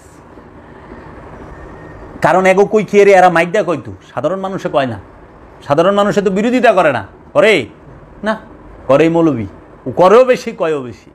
তাহলে মুহররম মোল্লার কাছে, ওহাবির কাছে, সবার কাছে না, একমাত্র ওহাবি চালাবে। এই ওহাবি সিনার ফর্মুলা দিয়ে দিতেছে, যেই মোল্লায় কইব কি ঈদে মিলাদুন্নবী না যায় শিরক বেদাত, ওইটাই ওহাবির বাচ্চা এবং মবিয়ার এজিদের না যায় জাওলাত। হ্যাঁ, বুঝতেইব। আচ্ছা, যেই মোল্লায় কইব মুহররমে তাজিয়া করা, মুহররম মানা শিরক বেদাত না জায়েজ, ওই মৌলবী বুঝতে হইব যে এইটা এজিদের না জায়েজ পোলাবান, এজিদের মদ খায় জন্ম দিছে যেটি রে বেহুশের অবস্থায়, তো ওই ঘরের পোলাবান এটি, ওই এজিদের না জায়েজ রক্ত ওর শরীরে আছে, ওটা হলেন এজিদের সন্তান, না জায়েজ। তারপরে ইয়া রাসূলুল্লাহ, ইয়া হাবিবাল্লাহ কইলে কয় শিরক বেদাত, কই পাইছেন? আবার কয় আল্লাহর মুহাম্মদ সাল্লাল্লাহু আলাইহি ওয়াসাল্লামের নামটা এক বরাবর রাখা যাবে না, একটু উঁচা নিচা রাখতে, বুঝতে হবে এইটাই ওই যে এজিদ মদ খায়া দে জন্ম দিছে সেই ঘরের, সেই বংশের না জায়েজ আওলাদ এজিদের। অগসুলকানি খালি মোহাম্মদ আর আলে মোহাম্মদ লয়া দেখো, মহানবী আর আলে রসুল এবং আলে রসুল লয়া তা গোসুলকানি খাও জানি লাগে জানি ওরা ইমাম আবু সুফিয়ানের উপরে আর আবু সুফিয়ান পোলার উপরে আনছে, ওরা ইমান কি মবিয়ার এজিদের উপরে আনছে, তাই তো দেখা যায়। তাই কইছিল যেই নবীর কালমে পড় সেই নবীর বংশের আওলাদের, সেই নবীর সন্তানের কল্লা কাটক কেমন মুসলমান। আর আমিও হনে কইবার চাই যেই নবীর কলেমা পড়ে সেই নবীর আওলাদের শাহাদাত দিবসের বিরোধিতা করে, যেই নবীর কলেমা পড়ে, যেই নবীর দেওয়া কোরআন পড়ে, হাদিস পড়ে, নামাজ পড়ে, রোজা রাখে, সেই নবীর আগমন দিবসকে, ওই দিবসে যদি কেউ খুশি হয় মিলাদ দেয়, কেউ ওয়াজ নসিহত দেয়, ওয়াজ মাহফিল করায়, না জায়েজ বেদাত। বুঝছ ওরা কার উপরে ওদের ইমানটা কই? যেই নবীর উপরে কালমা পড়ে সেই নবীর জন্মদিন তোমার কাছে বেদাত হয়, শিরক হয় করা, ওই নবীর আওলাদের রসুলের এই করলে পরে শাহাদাত দিবসের শোকের অনুষ্ঠান করলে তোমার কাছে বেদাত হয়। আচ্ছা, যেই নবীর কলেমা পড়ো, যেই নবীর নামাজ পড়ো, যেই নবীর দেওয়া কোরআন পড়ো, যেই নবীর দেওয়া হাদিস পড়ো, যেই নবীর দেওয়া সুন্নত ফলো করো, সেই নবীর রে যদি তোমরা দাঁড়াইয়া সালাম করো, সালাম দাও, তাতে বলে শিরিক বিদাত হয়। দাঁড়ায় সালাম দেওয়ার মধ্যে শিরিক বিদাত কই? একটা অফিসারের সামনে তার সিনিয়র অফিসার আসলে দাঁড়ায়া যায়, একটা মোল্লার সামনে মসজিদের সভাপতি ঢুকলে, এলাকার চেয়ারম্যান এলে মোল্লা দিয়ে টেম দেয় খাড়ায় যায়। দিস এই মসজিদের মৌলবী যে ওয়াজ করে, যখন চেয়ারম্যান ঢুকে তখন মোল্লা টেম দেয় খাড়ায় জায়গা। আরে চেয়ারম্যান সাহেব আসছেন, ইয়া গফিরুল্লাহ না হলে মালা ঝাঁকি, যত ঝাঁকি তত নেকি, ঝাঁকে বেরিয়ে লিছে আর এই নাল্লা চেয়ারম্যানের রাত খালি ঝাঁকবার লইছে। তো মৌলবী তখন সেরেকের কথা মন থাকে না। আমরা দেখলাম না মোল্লা গো বিরাট বড় সমাবেশ করলো পল্টনে, ওই যে ইয়ের মধ্যে সরোয়ার দিতে, তখন যখন নাকি আমাদের দেশের মাননীয় প্রধানমন্ত্রী উপস্থিত হলেন, মোল্লারা খাড়ায় নাই, খাড়াইছে তো কিও। সংসদে প্রধানমন্ত্রী ঢুকলে এমপি মন্ত্রীরা খাড়ায় যায়, স্পিকার ঢুকলে প্রধানমন্ত্রী প্রেসিডেন্ট সুদ্ধা খাড়ায় জায়গা, খাড়ায় না? তাহলে এরা যদি ঢুকে খাড়ায়, তাহলে আল্লাহ রসুলকে সম্মান জানায়া তুমি একটু দাঁড়াইবা, এখানে তোমার হাদিস খোঁজন লাগবো, কোরআন খোঁজন লাগবো কেন? মানে কি? মানে কি? তোমার উদ্দেশ্য তো খারাপ, যে তুমি 2 মিনিটের লেগে দাঁড়াইছ, ওইখানে তুমি ফতোয়া খুঁজতেছ, মানে কি? তাই রসুল তো হাজির নাজির না, এর জন্য দাঁড়ানো যায় না। আমার ওস্তাদ বগুড়া আমারে ধরছিল এক ওহাবির বাচ্চা, এক ডলাটাও দিছি, জমের ডলা, যে সারপোকা ডলা দেয় না, সারপোকা ডলার মতো। রসুল তো হাজির নাজির না, আমি দাঁড়াবো কেন? আমাকে আপনার উস্তাদে মৌলবী সাহেব আইলে পরে, প্রিন্সিপাল হুজুর আইলে পরে দিয়ে খাড়ায় যান, বড় হুজুর আইলে, তবলিগালা মুরব্বী আইলে খাড়ায় যায়, তখন ছেড়ে কয় না উনি তো উপস্থিত। আমি বললাম ও, তাহলে নামাজে যে খাড়ায় রয়েছেন, নামাজে খাড়ায় থাকেন না? হ্যাঁ। কার সামনে খাড়ায় রয়েছেন জানেন? খাড়ায় খাড়ায় কারে চাইতেছেন? আল্লাহর কাছে খাড়ায় খাড়ায় সিরাত আল মুস্তাকিম চাইতেছেন। তো সিরাত আল মুস্তাকিমই তো আল্লাহর রসুল, গাধা। সিরাত আল মুস্তাকিম কে? আল্লাহর রসুল, আল্লাহর নবী না? তা আল্লাহর সামনে খাড়াইয়া সিরাত আল মুস্তাকিম চাইতেছস, আর মাহমাদ আল্লিল আলমিনে খাড়ায় সালাম দিবি, এতে তোর সমস্যাটা হইল কি? সোপ। তাই আমি কইলাম, কয় না রসুল যে আছে দেখাইবেন কই থেকে, আল্লাহ কি মনটা লাগে না? তাই আমি বললাম, এই যে আসসালামু আলাইকুম রহমতুল্লাহ কন না? হ্যাঁ। এই যে রহমতরে যে সালাম দিছেন, জীবনে ব্যাগ দিছে সালাম, ওয়ালাইকুম সালাম ইয়া বান্দা, রহিমুদ্দি কলিমুদ্দি যদুমুল্লাহ দিছে আসসালামু আলাইকুম, সাথে সাথে ব্যাগ আইব না ওয়ালাইকুম সালাম, কারণ সালাম দেওয়া সুন্নত, উত্তর দেওয়া আজিব। কানা ফেরেস্তা তো আজ পর্যন্ত উত্তরই দিল না। এই যে মুনকার কি কিরামান কাতিবিন, একজনে খালি মাঝে মধ্যে এরকম করে, কিরে তুই এরকম করেছ খে? কয় আরে ডাইন কান্দে নেকের ফেরেস্তা থাকে, জানি ঘুম টুম না যাই লিখে বারবার লারা দিয়া একটু জাগায় দিই, ঠিক মতো লেখেন। গাড়ি পাওয়া আমার বন্ধু আসিল, আমাকে তো বাম কান্দের না ওটা ঘুমায় থাক, কারণ তো গুনা লেখে, গুনা যত কম লিখবো তত বালা। মিরপুরিয়া তো ঢাকাইয়া গুনা যত কম লাগবো, রোজা থাকে না। রোজা থাকাস না কে? ভাই বেটা কেরা কয় রোজা থাকি না? টুপি মাথায় দিয়া সারাক্ষণ নিমের ডেল দাঁত মাছবো, আর এমন একটা বাপ, মানে সেই রোজা, 3 বেলা খায়া রোজা। পরে ইফতারের সময় যে ঢাকায় কয়, ঢাকায় একটা কথা আছে, কয় হুজুরে মাইক দিয়া সকাল বুরবেলা ডাকছে সেহরির সময়, উঠেন সেহরি গান, সেহরি গান, সেহরি গাই নাইকা। এক অন্যায় করছি, কবিরা গুনা, আল্লাহ মাফ করবো না, আল্লাহ মাফ করবো না। আচ্ছা, রোজা ফরজ, আল্লাহর হুকুম, রোজা রাখি নাইকা, ফরজ হুকুম, এইটা মানি নাই, আল্লাহ মাফ করবো না, গুনাহগার হয়ে গেছি, কবিরা গুনাহ করছি। আল্লাহ বেটা অহনি ইফতার না করে জাহান্নামে যাইবার কাছ নাকি? সেহরি খাই নাই এক অন্যায় করছি, ইফতার করি নাই, রোজা রাখি নাই আরেক অন্যায় করছি, বেটা ওখানে ইফতার না করে জাহান্নামে যাবনি, এর লেগে ইফতার কর। বুঝছেন? এই হইল ফতুয়ায় ঢাকাইয়া। হ্যাঁ, সুবিধাটা দেখেন, এই বর্তমান মৌলবী গো হালটাই সেই রকম, এই ওহাবি খারিজি। এর জন্য এরা যেই জায়গার মধ্যে দেখবেন যে মিলাদ কিয়ামের বিরোধী, মাজারের বিরোধী, মাজারে যাওয়া শিরক বেদাত কইসামু, পীর ধরা শিরক বেদাত, উসিলা মানা যাব না। তো উসিলা মানান যাব না, তো তোর কাছে ওয়াজ শুনুম কে মৌলবি? এই যে তুই সিয়ারের মসজিদে বই রইছ সুসা জায়গায়, তোর ওয়াজ শুনুম কে? আল্লাহ নিজে ওয়াজ করে শুনাইবা মানুষ, হয় না? তো তোর ওয়াজ ঘন্টার পর ঘন্টা তুই কইবার লইছস, তো তুইও তো আমাকে গুরু সাইজা বই রইছস। আমরা আলিফ বা তাসা পড়ুম, কায়দা পড়ুম, কোরআন পড়ুম, কোরআন আমাকে পড়াইবাই আল্লাহ, আমরা আল্লাহর ফেরেশতা শিখাইও। তুই যদি কস উসিলা মানা নিষেধ, তাহলে আমি মোল্লার কাছে যাম কেন কোরআন শিখবার? আরবি পড়বা? আরবি তো আমার আল্লাহ পড়াইব, এর লেগে আল্লাহ কোরআন শিখায়, মোল্লায় কোনোদিন কোরআন শিখায় না। মোল্লা হইলে আরবি পড়া শিখায়। আরবি পড়া শিখায় আর কোরআন শিখায় এক না।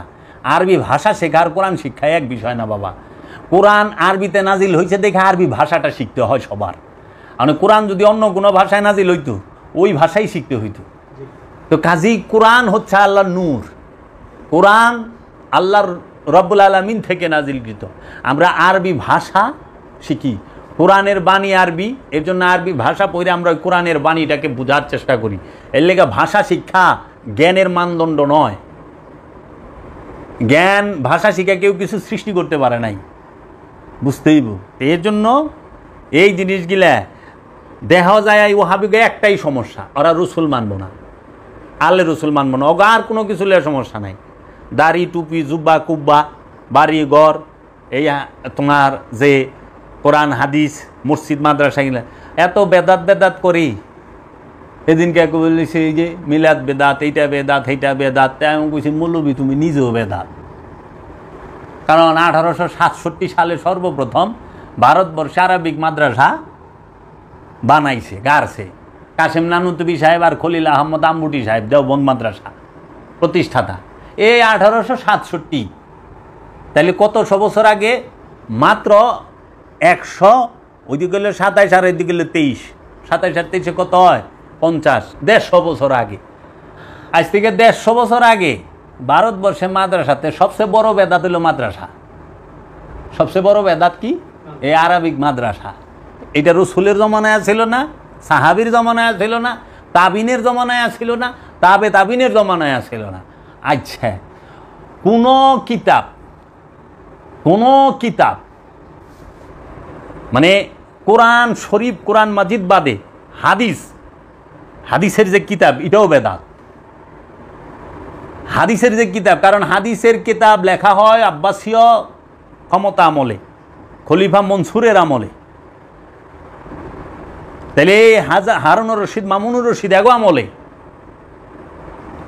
মহানবীর উফাতেরও 250 বছর পরে।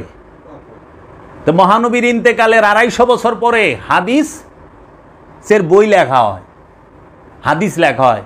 তা মহানবীর হাদিস লেখা হয় কবে? মহানবীর ইন্তেকালের 250 বছর পরে।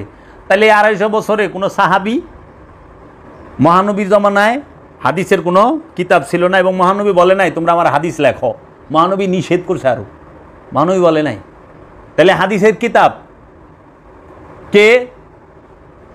মহানবীর জমানায় ছিল না, সাহাবাদের জমানায় ছিল না, তাবেঈনদের জমানায় ছিল না, তাবেঈনদের জমানায় ছিল না। পরে আইসা আব্বাসীয় রাজবংশ, এই মামুনুর রশিদ, হারুনুর রশিদ, এই খলিফা মনসুর, হাজ্জাজ বিন ইউসুফের যে নাকি খলিফা ছিল, এর আমলে, এই আমলে আহে মহানবীর ইন্তেকালের 250 বছর, মানে 2 শতক পার হইয়া কি সর্বপ্রথম। তারপরে এই যে যত হুজুর শরীফ, আজগুবি শরীফ যা আছে বেশিরভাগ, এবং বিভিন্ন কিতাবাদি লেখা হয়। তাহলে সবই তো বেদাত। গড়ি বেদাত, মোবাইল বেদাত, টিভি বেদাত, টিভি সেন্টার বেদাত, হ্যাঁ, এমনকি সৌদি আরবিটাও বেদাত। কি এর সৌদি নামের কোনো রাষ্ট্র রসুলের জমানায়, রসুলের সাহাবীর জমানায়, তাবিনের জমানায়, তাবিনের জমানায়, আইম্মা মুস্তাহিদিনদের জমানায়, ফুকাহাত ইসলামের জমানায়, মুফাখিরিনদের জমানায়, মুফাসসিরিনদের জমানায়, মুহাদ্দিসিনদের জমানায় ছিল না। এই যে আজকে কয় তারিখ? এখন হলো সেপ্টেম্বরের, আজকে 21 তারিখ না? 21 তারিখ সেপ্টেম্বর 2023 সাল। আজকে এই 23 তারিখ, 23শে সেপ্টেম্বর হইল সৌদি আরবের স্বাধীনতা দিবস, বুঝছ? 23 সেপ্টেম্বর 1932 সাল। 1932 সালে 23 সেপ্টেম্বর সৌদি আরবের স্বাধীনতা দিবস। তাও ব্রিটিশের মদদে, সৌদি নাম হয় ওই দিন, আগে ছিল জাজিরাতুল আরব, আর এই মক্কা মদিনা শরীফ এই অঞ্চলের নাম আসছিল হেজাজে আকদাস। রিয়াদ যে বর্তমান সিটি, সৌদি আরবের রাজধানী, এই রিয়াদের নাম আসছিল নজদ। তেহরান যে ইরানের রাজধানী, তেহরানের নাম আসছিল রয়, বুঝছ? তারপরে এই যে ইরাকের নাম ইরাক ছিল না, ওই ইয়ের নাম, এগুলো অনেক চেঞ্জ হয়েছে বিভিন্ন সময়ে। যেরকম আগে আমাকে ওই যে এলাকায় পেটকাটা ছিল না, এলাকার নাম সিঙ্গার থানা, পেটকাটা অন হয়েছে ইসলামনগর। পেটকাটা খারাপ না যায়, এই কেরানীগঞ্জ এক গ্রামের নাম আসছিল সাগলাকান্দি, অন ওইটা সাগলাকান্দি থেকে ইসলামনগর হয়েছে। সিরাজনগর, ইসলামনগর, মুসলিমনগর, মুসলিমাবাদ, ইসলামাবাদ সব জন্মেছে এই জন্য। সাইরা গ্রামের নাম শুনছ? কানারসর, বক্সর, মুসুরি খোলা, ঢালিকান্দি, উরিত্তের নাম দেহ অ্যাটমের মতো নাম। এর জন্য এইগুলা, এই ওহাবির বাচ্চারা রসুলের বিষয় লয়ে অবসুলকানি, আর কিছু লয়ে চুলকানি না, পিরলি লয়ে চুলকানি, উসিলা লয়ে চুলকানি, সাফায়াত লয়ে। রসুল সাফায়াত করতে পারবো না, কিন্তু মোল্লায় আরবি পড়া মুখস্থ করলে বাস, এক মোল্লায় যদি ৬,২৩৬টা আয়াত মুখস্থ করে, হ্যাঁ ১০ জন জান্নাতে লয়ে যেতে পারবো। কিন্তু যিনি কোরআন দিছে, যার উপরে কোরআন নাজিল হইছে, যিনি কোরআনের মালিক, যিনি কোরআনের, যার বাণী কোরআন, তিনি সাফায়াত করা পারবো না। এই যে ওয়াহাবির বাচ্চারা কয়, দেখিস এই যে জাকির নালায়েক মুর্দা কমিটির সভাপতি, তারপরে এই যে যত ওয়াহাবির বাচ্চা আছে সবটিতে কয় রসুল বলে সাফায়াত করা পারবো না, নওজুবিল্লাহ। অথচ দেখবি দেওবন্দি কিতাব বলে, আপনার সন্তানকে যদি আপনি কোরআনে হাফিজ বানান, আপনাকে 10 জন লয়ে যাবে হেঁটাই না স্বর্গে, মিনিমাম 10 জন। মাওলানা বানাইলে তো গোষ্ঠী সুদ্ধা। কিরে তুই মুখস্থ করি তোর এত তাপ, আবার আরবি ভাষা, হ্যাঁ